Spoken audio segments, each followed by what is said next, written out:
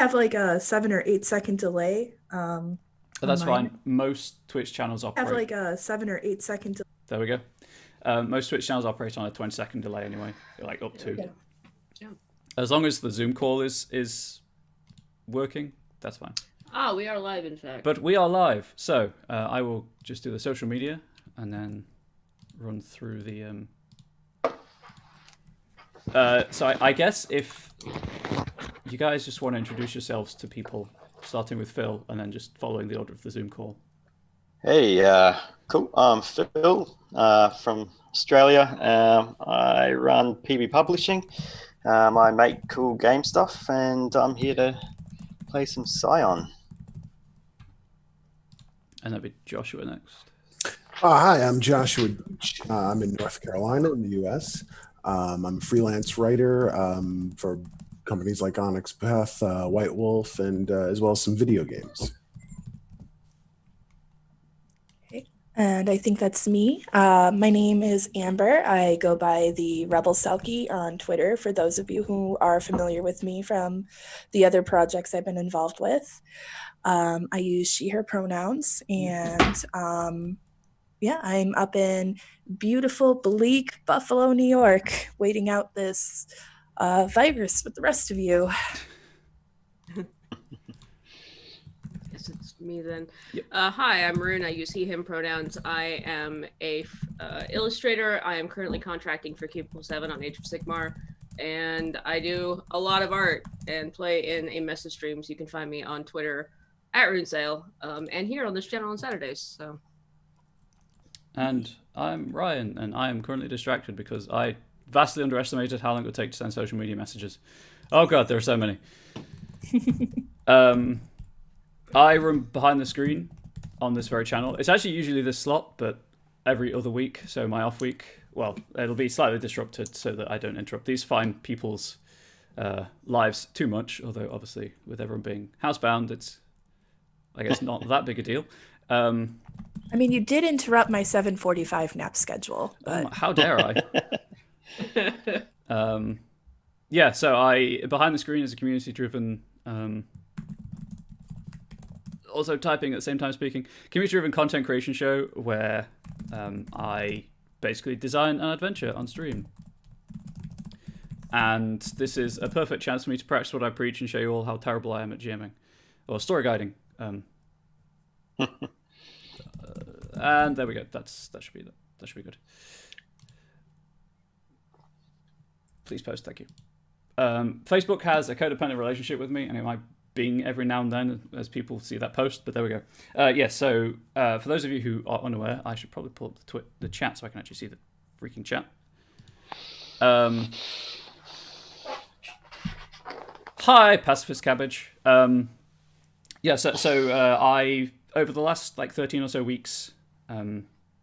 Streams, not weeks, 26 or so weeks, made this adventure and decided that because Honest Path were looking for programming, that I'd pitch running it, and Honest Path were kind enough to find me players, and here we are.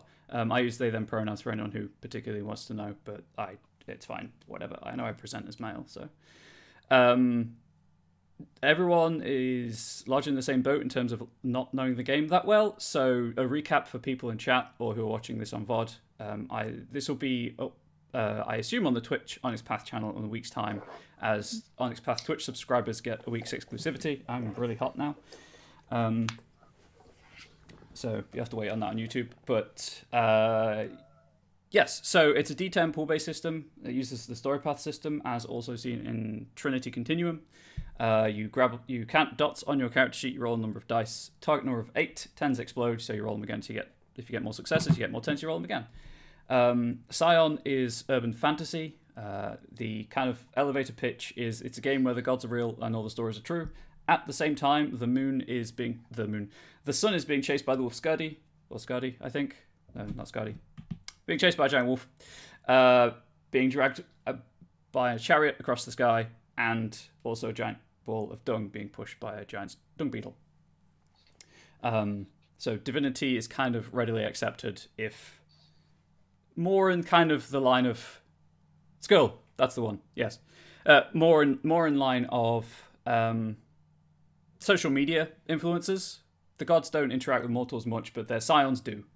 The scions that you see before you, Scion of Don, Scion of Heru, Scion of Inari, and Scion of Balder, they do not currently know they are scions, depending on the events that unfold over at least the next 2 streams. Probably be the next 2 Tuesdays, just to avoid messing our schedules up. Depending on those events, some of them or all of them may experience their visitation, and if they don't, by the end of it, I'll just wrap up with visitations. Visitation is where your divine nature becomes known. I'm going to have to try to stop hitting my computer desk because the webcam doesn't like it. Try and do it on the fly. There we go. But for the purposes of this, the 4... alas, we're supposed to be 5, but 1 player is ill. Hopefully, they'll be able to make it for the next stream. For purposes of this, the adventure takes place in the small, extremely Hollywood-interpreted city of Oakvale, because I'm not American. I don't know much about American culture apart from what I consume through media. So, and because it's pulp urban fantasy, it kind of lends itself to that kind of thing anyway. So, the...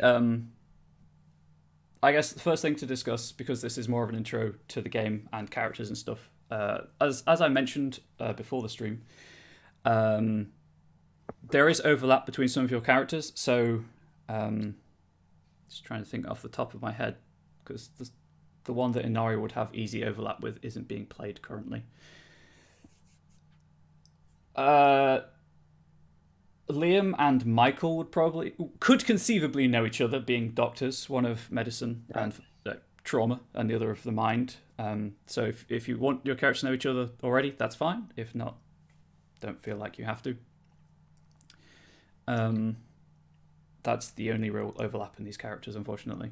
Unless, obviously, you can think of anything that you want to put in, really. For instance, in the backgrounds that I sent to everyone, Isabel, the Scion of Heru, grew up a child of the system, as did Ash, Scion of Inari. So if you want to have met each other through an orphanage or whatever, that works for me. Or we can just go completely blind. I don't know. I guess the orphanage part seems pretty plausible. How do you feel about that? I like that. Okay. Children of the foster care system. Yeah. Okay. Here's an oddball thought. Is it possible, since my character is a psychologist, that he knows the two foster care kids from basically being ever so slightly older than them, but working professionally? I don't know how old your characters are, and that creates a character connection there of like, we know of each other. Maybe you've talked to me about stuff. I don't know. He's a therapist. That works. Isabel is a pilot. Maybe she's made some erratic choices recently, and the company she flies for has kind of ordered her to get to have some sessions. Huh, all right. And the other thing is that Ash, it looks like Ash does a lot of community work with disadvantaged youth.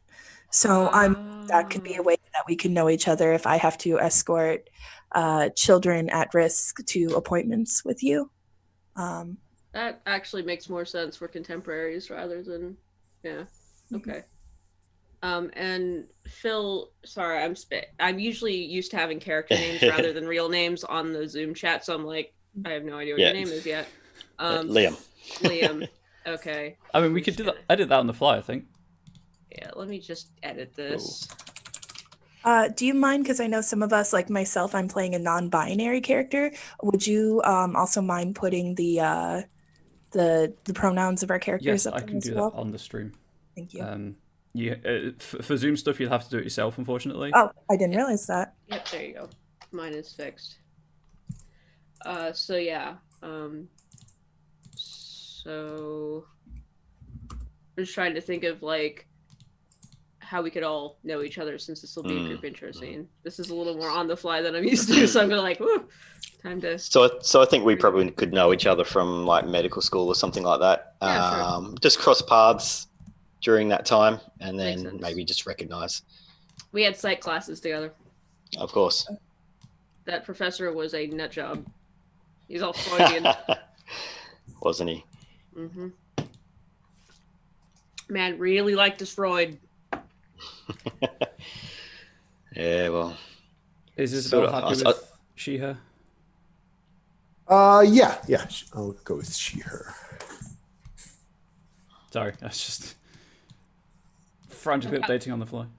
That's okay. I've got my personal pronouns after my name. You can just see how I've set it up. That's normal for me. So if y'all want to do that, so I don't like space out and call you by the wrong pronouns, because that would be really freaking rude. Fair enough. Can we swear on this channel? I believe there is a mature content warning when you start viewing Fucking it. delightful. You wanted Michael to use they them, didn't you? Yes. Cool.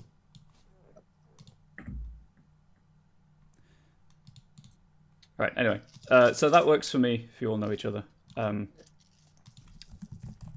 many dice. So many pretties. So many tens. I have a lot of purple dice.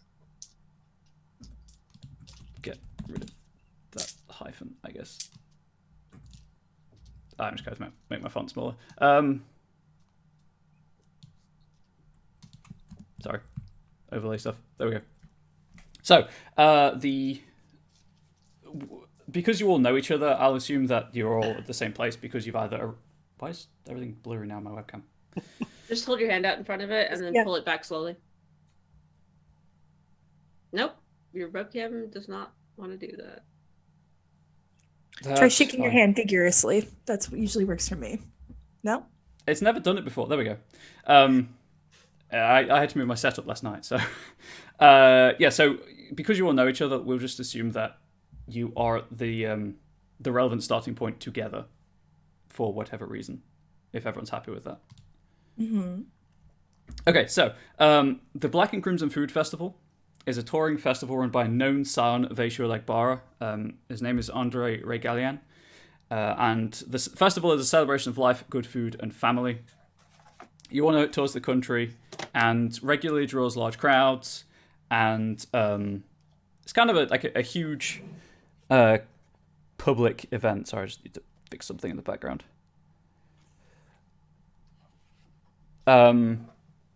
It is a festival, as is intimated in the name. So there are a couple of different kind of discrete sections laid out.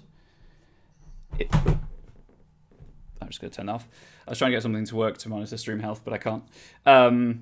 So when you arrive at the festival, there's plenty of people on hand, all of them wearing the distinctive black t-shirt with the red patch over the, where a pocket would be on a t-shirt, if you have a pocket tee. All of them clearly wearing uniform of some kind. All of them happy to help. Loads and loads of just crowds, elderly people, children running around screaming with balloons, plush toys. This is an assault on the senses in both sight, smell, and sound, because you can smell food from somewhere, and it's that kind of food smell where you can just smell a lot of food, so it all kind of blurs into one. But because I'm a huge fan of asking players questions and helping them, get involved in the game, would you have opted to come during the afternoon or the evening? I'd say evening for Michael. He's got work during the day. Yeah, Liam's out in the field as well. Probably attending accidents and things, but he's on call usually, so he's a bit Okay, let's do it for evening. standoffish, I guess. Ready to run if he needs to. Isabel likes to sleep in, so she's going in the evening. Okay, so you're there in the evening.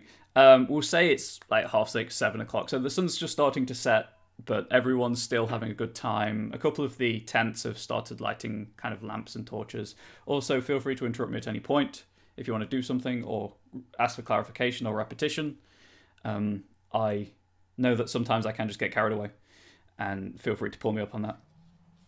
What's the name of the festival? I'm sorry, I forgot to write it down because I was like, all right, notes. The Black and Crimson Food Festival. Ah, thank you. Which I mean, if anyone particularly wants if anyone particularly wants to, that would probably be a mental plus culture roll to figure out the symbolism there, but you don't have to. It's just to get some dice rolling for it. I'm curious. Experience Yeah. with the system. You said culture and what now? Any mental. I'll go with intellect then. So, We'll go with intellect as well. okay. What's the success again? 8, 9, 10 is a success at this 8, level. 9, 10. And you reroll 10s? Yes. I don't know if that's okay. I don't use D10s for literally anything because I play wizards. That's 2 successes on my part out of 5. Cool. Yeah, I need to know how many successes you get. Do one subtract or anything like that? No, the only instance where a 1 is important is if you fail completely and you have at least 1. That's a botch. Okay. I have a Breathe 1. in. Cool. I have one Yeah. as well, So I got one. it was difficulty 1. It's not a particularly hard thing to remember, especially because he's a known Scion. His divine patron, no one's sure if he's born, created, incarnated, or chosen, but Andre's divine patron, Aisha Legbara, does wear a lot of just black and red. It's just what he does. Also, those of you in Twitch chat, I will look up occasionally because that's where you are currently being displayed on my monitor. So it's just related to his divine parentage, heritage. That's the word I was looking for. Cool.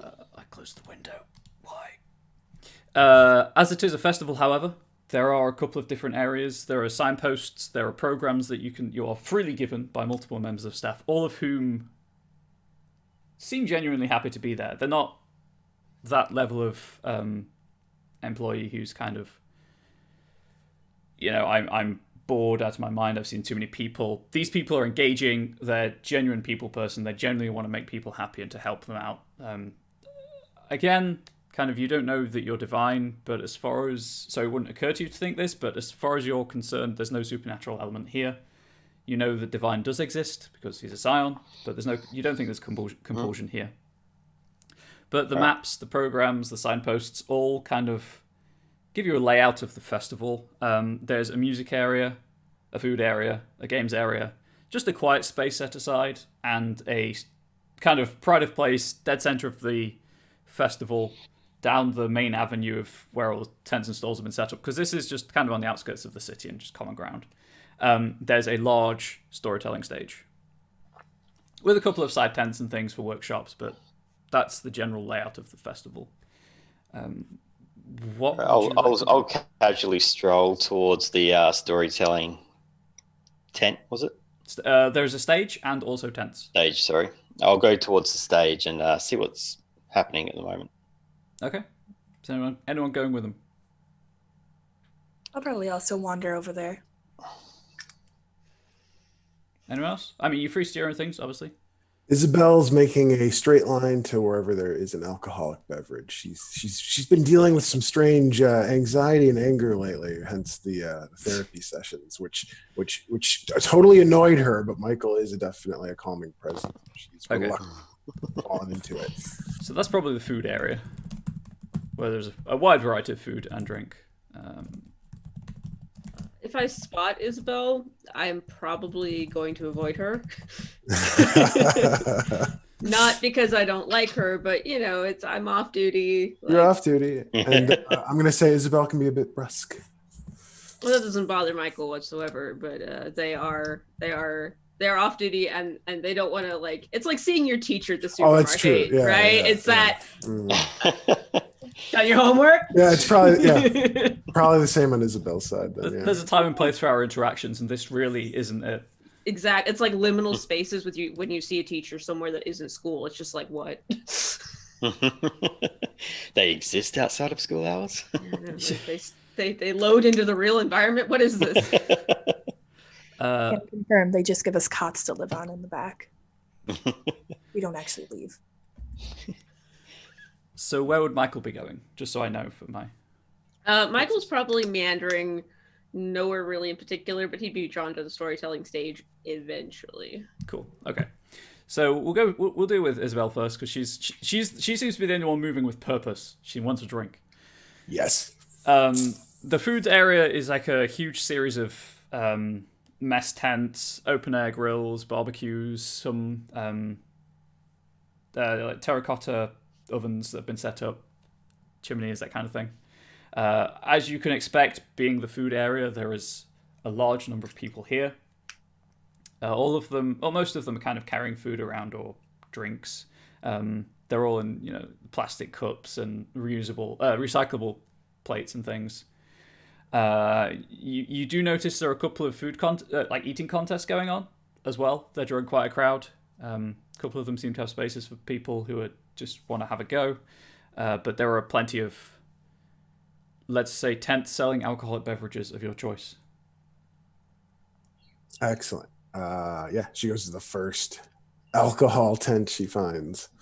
Okay. We'll order a drink. Okay, that's easy enough. There's no need to keep track of money or anything. So you within short order. I mean, you have to wait for the queue. Obviously, it's a busy festival. So all of this is relative, but within short order, you get a drink of your choice.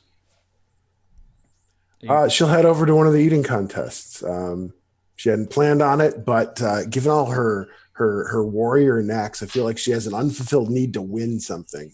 Okay, good. Would it Conquer. I mean, you don't know me, but would it surprise you to learn that I actually wrote down food eating contest in the adventure and how to run it? Excellent. I'm so glad I get to live that. Okay, yeah, so important to note, Twitch chat, you'll notice bottom left of the overlay, it says there is a cover page, Scion, A Rude Awakening. This adventure you can play through it at your own speed. Available on the Storypath Nexus now. Pay what you want. Anyway, so, food eating contest. Yeah, there's one that's taking on contestants. Nearly forgot the word then. Again, it's like a minor fee to enter it. All money goes to charity, beyond, what is needed for the upkeep of the festival. This is one of the few dice pools I will stipulate, but it is a stamina plus integrity dice pool if you wish to take part. Yeah. So you sit down next to a couple of people there. They seem keen, ready, willing to go. There is a plate of whatever food you want in front of you. Would you like to specify what food it is? I have no idea. I think usually it's hot dogs for eating contest. We'll go with hot dogs. Yeah, I think that's the video I can think I've seen of an eating contest. Also Okay. pies. Also pies, yeah. If you'd rather a pie in place of a hot dog. All right, we'll go with pie. Okay, it's pie eating contest. A pie of yours, a pie that you like. All right, cool. So this is going to be treated as a complex action. Cool. So it's going to be a series of dice pools, a series of dice rolls. If you ever fail to succeed, you're just out of the contest. So make that roll, please. All right. Stamina plus integrity dice pool. That is 8, 9, 10, right? 8, 9, 10, yes. One success. One success. Okay, so after the first 30 seconds, one success is garnered. Actually, no, it's difficulty 2. After 30 seconds, you realize you've mixed the wrong alcohol with this pie, and you're just choking on the dry crust. She immediately regrets her decisions today. The carnival worker running the event kind of obviously pokes mild fun at this, but allows you to continue for such a game face and like willing. So if you want to make the roll again, you may. Yeah. We'll go again. That's no successes and 2 1s. Okay, so you do botch. In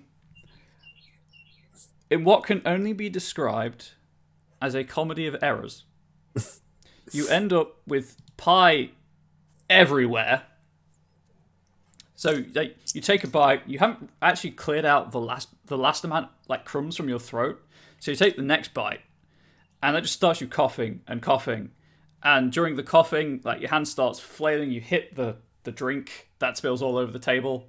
And then at some point, the other hand hits the pie straight into the person next to you. And then chaos ensues from there. Unfortunately, you are out of the contest. But, depending on how you feel about such things, you've given, A, everyone a story to talk about, and 2, possibly made social media viral video content? Yeah, Isabel actually laughs it off Cool. That's fine. after cleaning pie off herself. Cool. I mean, there are a couple of people there, phones out, obviously recording this, and after you kind of laugh it off, and all of the hubbub dies down, people do come up to you and kind of intimate that if you were comfortable with such stuff, they would pat you on the back and congratulate you on being such a good sport about such things. She's actually pretty social, so yeah, I guess she's cool with that. And just as a visual, I'm going to say Isabel's a tall, athletic woman, blue hair, lots of piercings, flight jacket. Cool, works for me.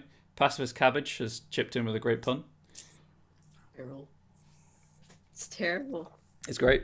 I love it. Wah, wah, wah. I'm fueled by puns. Could Okay. really make a filling with that actually.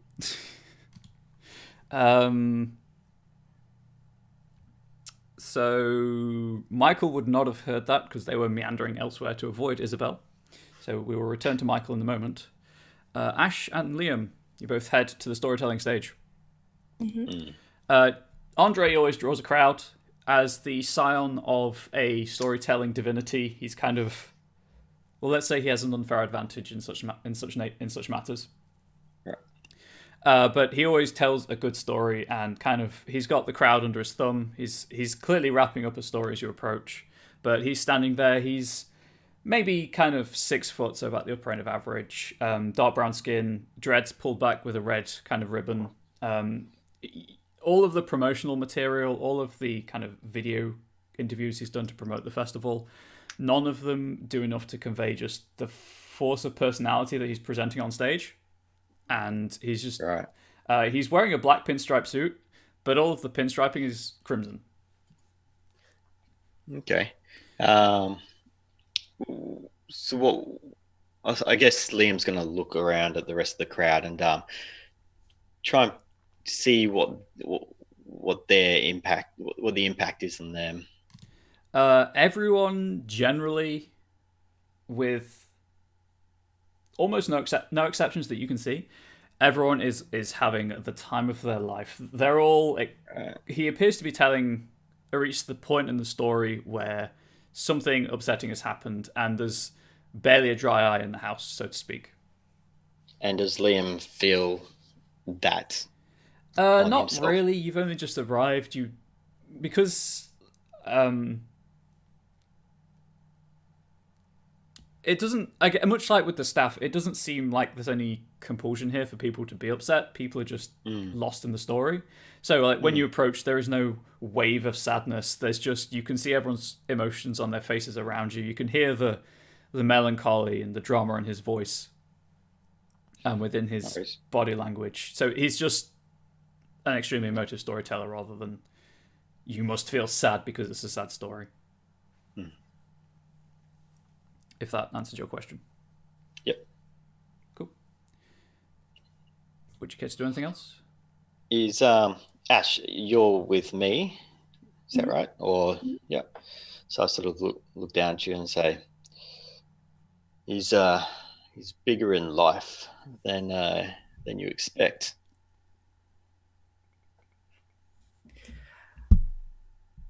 Are you talking personality or just height? Because I expected at least 3 or 4 inches more on him based off of the photos I've seen. Always the Joker, yes. In personality, much more enforceful.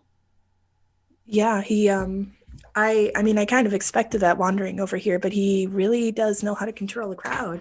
This is really impressive. As you say that, like the crowd gasps in almost perfect unison as a twist happens on stage. Yeah, that's impressive. It's a beautiful story. Do we know what story he's telling? He's telling the story of Anansi and the Tar Baby. Oh, okay. I actually know that one. I'm glad someone does. I do not. I do not. I know that one too. Yeah. Yeah, it's a typical trickster story. So, there is like a moral in it, but it's a tiny moral. Tiny moral, yeah. Moral.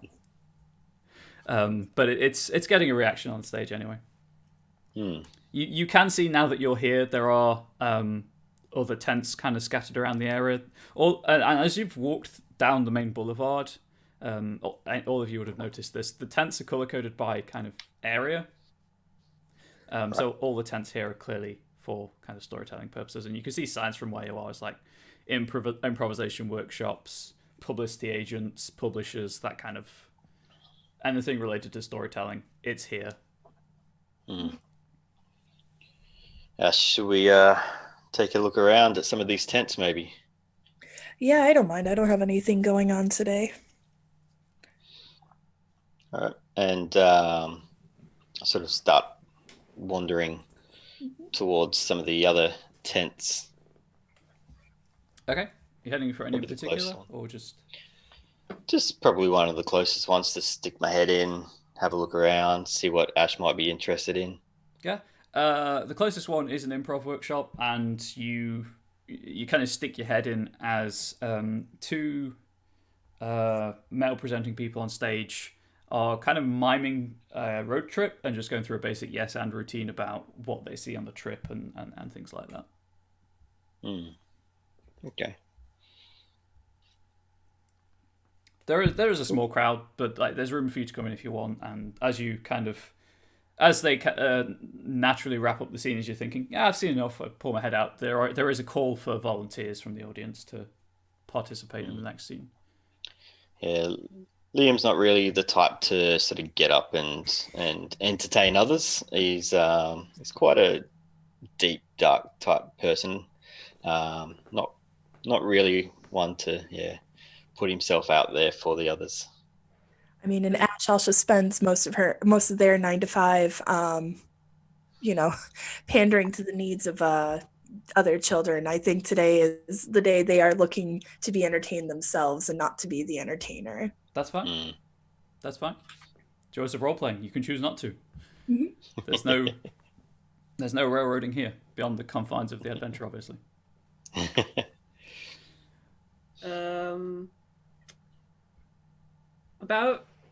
Since I was headed towards the storyteller's tent, Yes. or storyteller's stage, so Ash and Liam are headed this way. I'm coming this way. Yeah.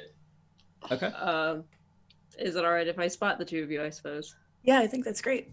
Yeah. Okay. As you meandered through the festival, let's say you walk past the meditation area, and there's just like a giant tree and a couple of people meditating underneath it for the most part. Fun. So I will wander up to Ash and Liam, and I assume I haven't seen Liam probably since college. I mean, we kept in touch via Facebook or whatever, Ash, probably I saw you last week, maybe? Probably Tuesday. Yeah, Tuesday. It is Tuesday. Is today Tuesday? Last Tuesday. I saw you last Tuesday. It's fine. So he's gonna excuse me. They are going to wander up. I am not awake. Apologies. He's going to wander up and just like toss his arms around both of you. Hey. Oh, Michael. Hi. How are you? It's been so long. You get the pat on the back, a little too hard, but like they're well-meaning. Is this an improv tent? And their eyes just light up. Just your sort of thing, isn't it? I'm not going up there by myself. Who's up for a little bit of improv? Come on. It'll be fine. It's been ages. Liam, how have you been? Ash, I just saw you, didn't I? Yeah, I was just in with Sam on Tuesday. How are you? It looks like this is.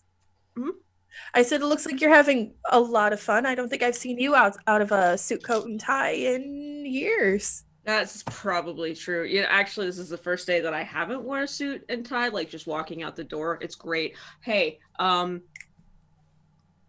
remember what I was saying. That's okay. Improv tent. Sure. I drag them both up with me because I am this sort of person, apparently. That's fine. And before they go, I say, look, you two, you've got this, all right? And I try and give them a bit of nope. a bit of a go. You've got this. Come on, Liam, get out of your comfort zone.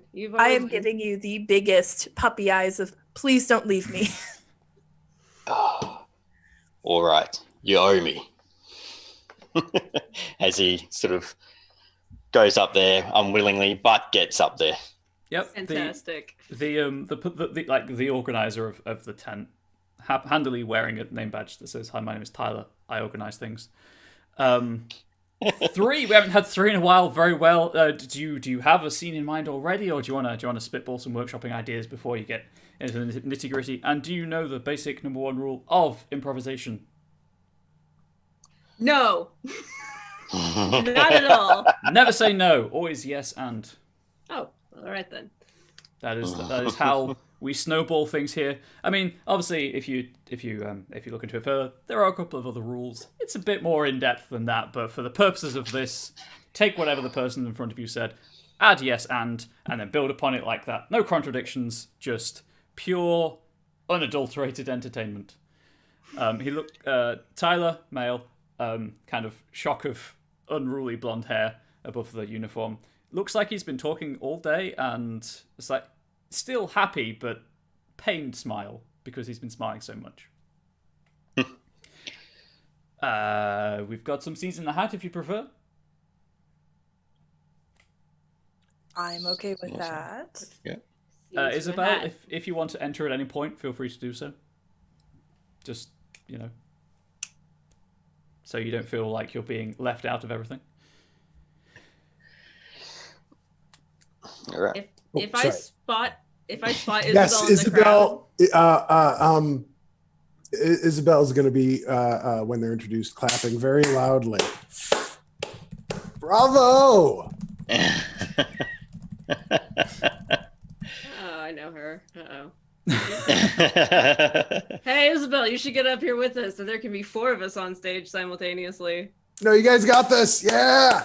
I just start. I start getting the crowd to trying to get the crowd to get excited. Isabel, is it? Isabel? That's we Isabel. need you up here. And he's feeling quite a bit. He's not quite used to being the center of attention in front of a large crowd, but not for entertainment purposes anyway. Usually it's for more dire reasons. So he's not as comfortable as he'd like to be up there. So the more the merrier. Isabel's going to cue in on Michael's discomfort at seeing Isabel outside office hours. So she's going to take advantage of that and get on stage. Great. I hate you. Not really. Okay. Tyler, gives you a hand onto the stage. Right, great. So who do we have for, and kind of turns to the crowd, which is about 5 people strong, because again, Andre is very good at what he does, and everyone's here for him for the most part. In front of our crowd, it's been smaller today. So who do we have? Kind of looking expectantly, all of you, to introduce yourselves. Yeah, I'm Liam. I'm Michael. Ash. That's Ash, yeah. Isabel King, loser of the eating contest. There are no losers here, only winners who smile upon. No, I'm trying to get into marketing, and slogans really on my thing. Hopefully we can help you get over your loss though here today. Sorry, and looks expectantly at Michael. Michael. Michael, great. So Isabel, Michael, Ash, Liam. I have this rather large, ostentatious hat, and he grabs a 2-tone top hat, black and red.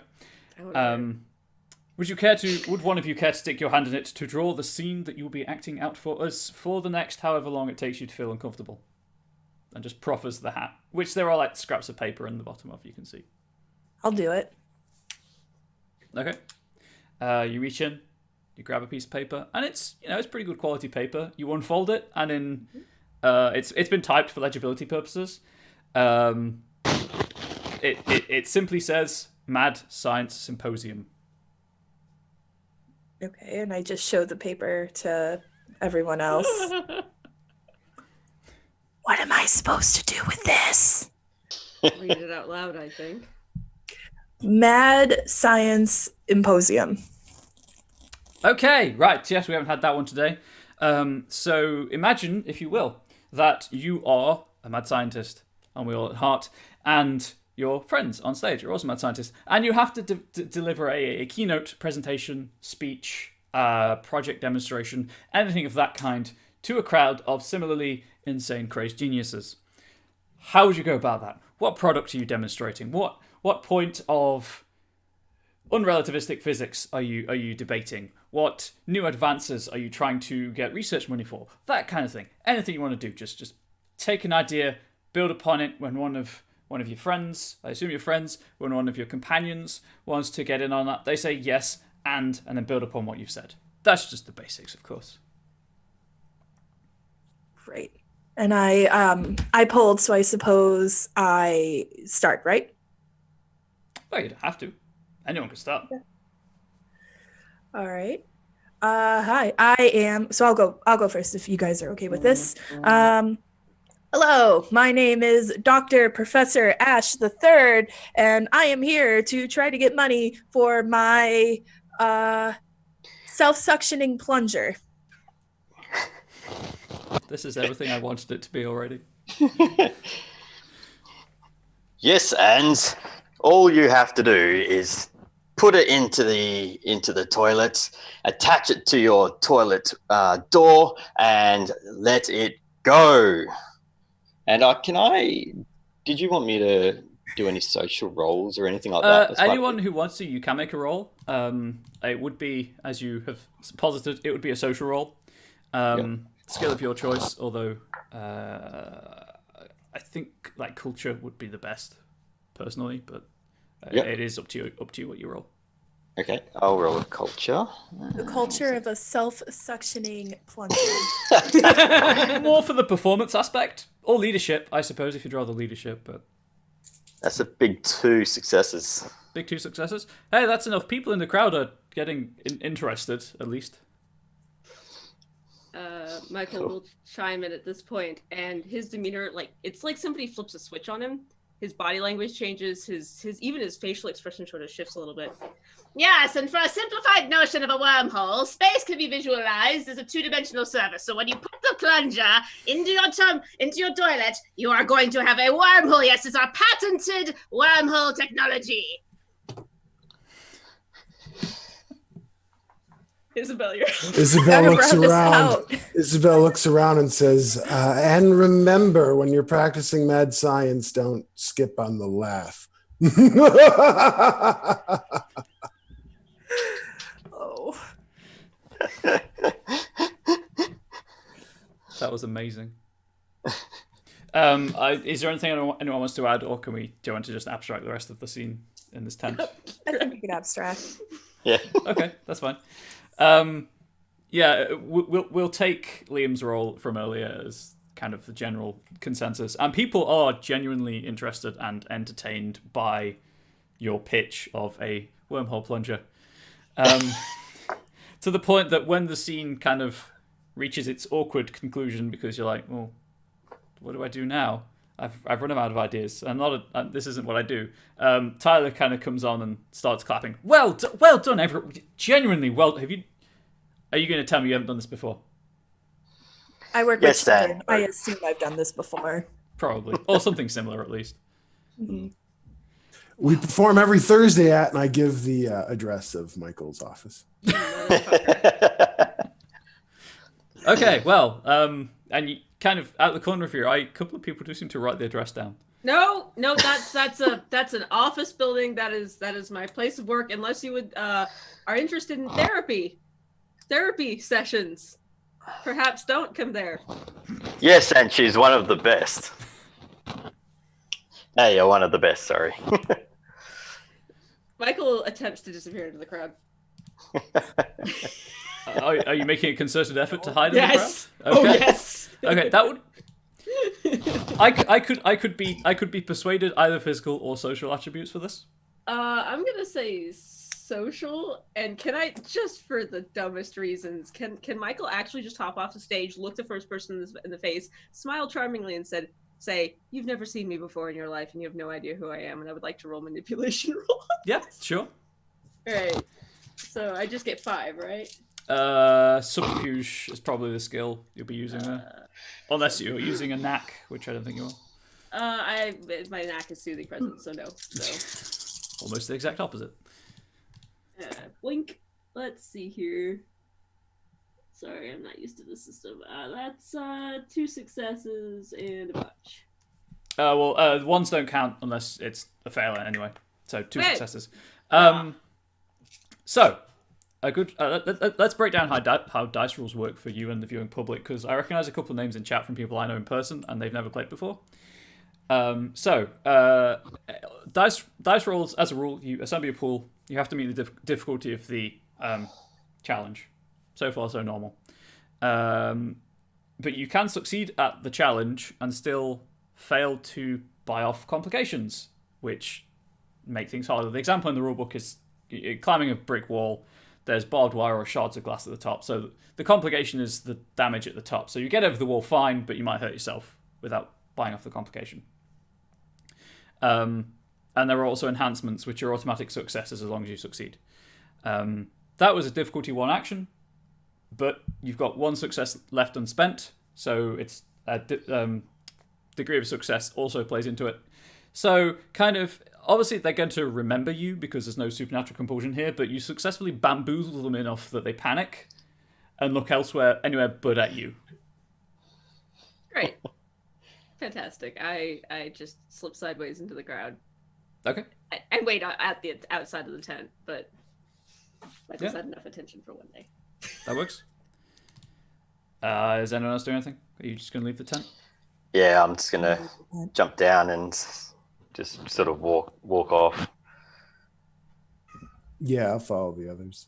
Okay. Is there anything else that you would like to do at the festival in particular, or would you just like to spend time wandering the... I think just wandering would be good. Yes. Yeah. Yeah, I'll wander. Okay, works for me. Are you wandering together? Well, I'm with some people I know now, so I'd like to. Yeah, I guess we've bonded through the trial by fire that is improv. So I mean, who would improv in front of strangers? Who would do that? Yeah. So No, nobody I'll never stick do with the that. group. Okay. Where would you head next? So there's the quiet area, there's the food area, there's the music area, and that carnival game setup.